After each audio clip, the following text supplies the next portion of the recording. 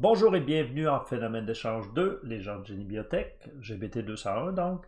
Aujourd'hui, on regarde une méthode qui nous permet de déterminer les paramètres de la loi de puissance, par exemple, le N et le M de la loi de puissance, à partir de simplement de mesures de delta P en fonction de Q, le débit.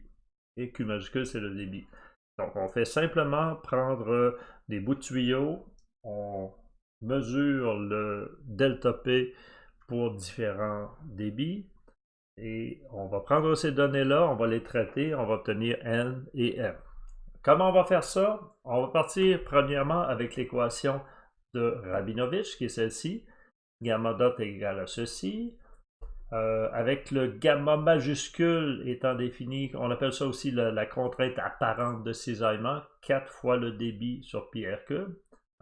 Q, c'est les mesures de débit, donc ça, c'est une expression c'est une valeur connue expérimentalement. Cette expression-là, 1, donc on peut la transformer en l'équation 3 en définissant n' qui va être égal à ceci. Donc ça se transforme assez bien aussi. Une petite transformation algébrique là. Et le n', vous devinez bien que ça va être notre n. Okay? Rappelons-nous d'une chose maintenant. Le gamma majuscule, c'est une mesure de notre débit. Okay? On a notre débit mesuré, puis bon, on divise par pi r cube, on multiplie par 4. Ça donne notre gamma ici.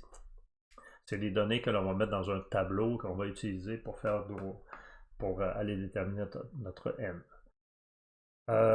Taux W, c'est quoi? Taux W, c'est le taux de cisaillement à la paroi.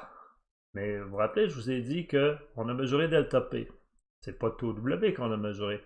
Mais il y a un moyen assez facile de relier les deux, puisqu'on pose un bilan sur notre conduite. Taux W, le taux de cisaillement à la paroi, multiplié par la surface à la paroi, ça me donne la force qui s'exerce sur la paroi. Ben, la force qui s'exerce sur la paroi doit être égale à la force qui est exercée sur le fluide, delta P pi r carré. Donc, on isole delta P ou on isole taux W. Donc, ce qu'on fait ici, dans ce cas-là, c'est qu'on va isoler taux W, qui va être égal à delta P R sur 2L. On va prendre notre taux W ici. On va aller voir là-dedans. Ah, tiens, il apparaît ici. Donc, c'est cette expression-là qui va être mise là-dedans. Et attention, ce n'est pas des dérivés, là, ça va être des pentes en fait. On va aller chercher, on n'a pas de fonction ici, on a simplement des mesures. Donc on va aller mesurer des pentes, donc des séquentes, donc des variations de gamma sur des variations de taux W. C'est ça qui va apparaître dans notre calcul. Donc maintenant on est rendu ici, on a notre expression, c'est l'équation 3 qu'on va utiliser, dans laquelle on va mettre l'équation 4 qui va aller nous permettre de déterminer les n. Et qu'est-ce qui arriverait si on avait un fluide newtonien? Rappelons-nous ici, Q c'est le débit, gamma, contrainte de cisaillement apparente, donc c'est 4Q sur pi r cube. Gamma dot à la paroi, c'est le taux, la dérivée à la paroi. Et ici, on va avoir un petit indice W.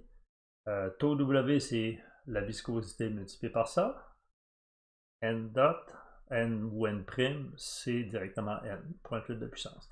Un fluide newtonien, ça serait quoi si on appliquait cette formule-là? Ben, on apprend la formule de Rabinovitch ici, avec N égale à 1, mais ça me donne directement que gamma dot à la paroi est égal à gamma majuscule.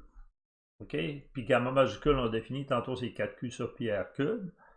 Ben, on reprend ceci, on isole Q, on va aller chercher ça ici à partir des relations qu'on a déjà développées en haut. Gamma dot, c'est moins mu dV sur dz, ou c'est directement moins mu fois, en fait, c'est taux W sur mu, ok, pardon. Et en isolant Q, on obtient directement l'équation de la gamme poisseuse. C'est un petit exercice que ça vaudrait la peine de faire. D'accord? Donc maintenant, qu'est-ce qu'on va faire pour appliquer ou pour voir comment ça fonctionne? On va l'appliquer la méthode de Rabinovitch. Ça va faire quoi? On va mesurer donc la différence de pression pour différents débits. On va faire une petite correction pour les effets de bout. on va utiliser la relation qui a été obtenue entre delta P et W, l'équation 6, pour obtenir taux W. Et ensuite, on va utiliser l'équation 4 pour obtenir N. Et ensuite, pour obtenir M, on va utiliser la loi de puissance. On va voir la prochaine fois comment on fait ça de façon pratique avec un code Python où on fait le calcul.